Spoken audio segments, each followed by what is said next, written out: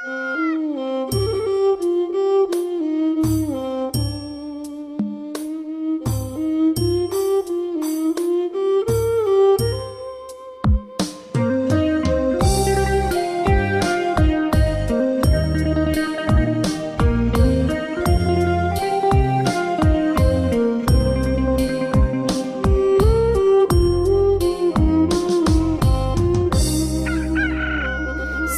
រិយាយាត្រាងើបអែ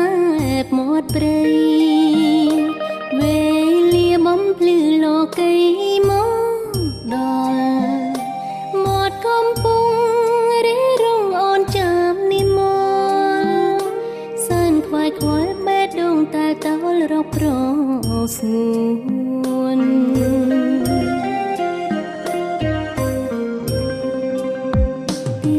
សន្យាបងគ្រប់វេលាត្រូវវិលវិញតោមនិញខ្លាចប្រងសំឡាញ់ភ្លេចអូនមាត់ស្ទឹងស្នេហ៍សាសងលំហែគ្រាដំបងសងសាប់បេះដូងសួររកប្របង